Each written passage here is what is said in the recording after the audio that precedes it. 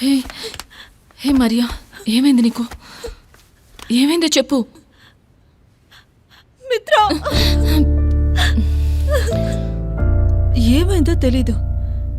సడన్గా ఎవరో నా రూమ్లో ఉన్నట్టు అనిపించింది. పరిగెత్తుకు రావాలని ట్రై చేశాను, కానీ డోర్ లాక్ అయిపోయింది.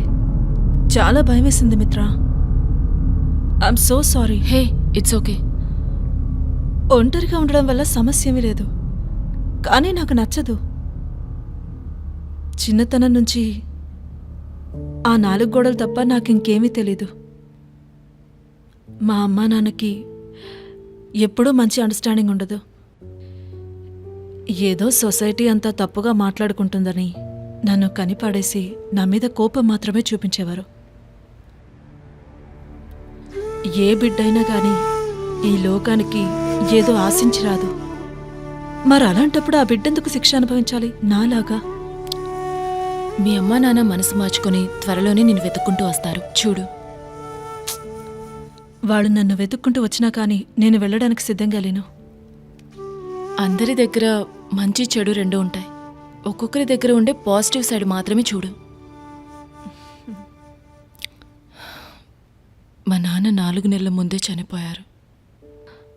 నేను ఆయన మీద కోప్పడి కొన్ని నెలలు మాట్లాడలేదు. నేను మాట్లాడతానేమోనని ఆయన ప్రతిరోజు కాల్ చేస్తూనే ఉండేవారు. ఒకరోజు కూడా అలాగే కంటిన్యూస్గా కాల్ చేస్తూనే ఉన్నారు.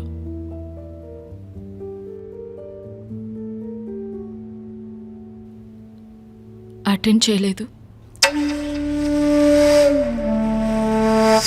చివరికి ఆయన ఒక వాయిస్ మెసేజ్ పంపించారు. నా మొండితనం వల్ల అప్పుడు కూడా నేను మాట్లాడలేదు. నువ్వు నాతో మాట్లాడి 1 వారం అయిపోతుంది. అందరిలాగే నేను కూడా సాధారణమైన తండ్రినే కదా. నీకు నేను తండ్రిగా ఉండడం కంటే ఒక ఫ్రెండ్గా ఉండాలనే నేను ఆశపడుతున్నాను. ఈ పెళ్లి ఏర్పాట్లు నీకు నచ్చలేదంటే వదిలేద్దామమ్మా. ఏంటంటే నాకు ఏదోటయ్యేలోపే నీకు పెళ్లి చేసి చూద్దామని ఆశమ్మా. నాకప్పుడు ప్రశాంతంగా ఉంటుంది కదా. నా తల పొగరు వల్ల మా నాన్న చివరి వరకు నాతో మాట్లాడకుండానే చనిపోయారు. అది తలుచుకొని నేను ఇప్పటి వరకు బాధపడుతూనే ఉన్నాను.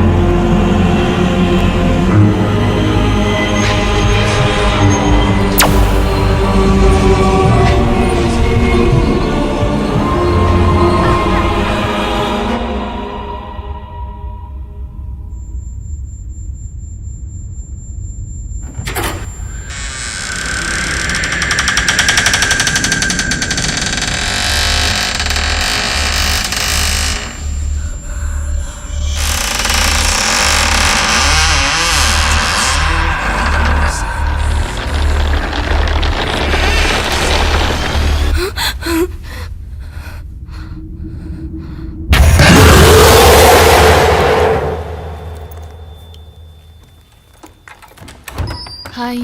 హాయ్. తను ఇంకా లేవలేదా? తను రెడీ అవుతుందనుకుంటా. సరే, పద వెళ్ళి చూద్దాం.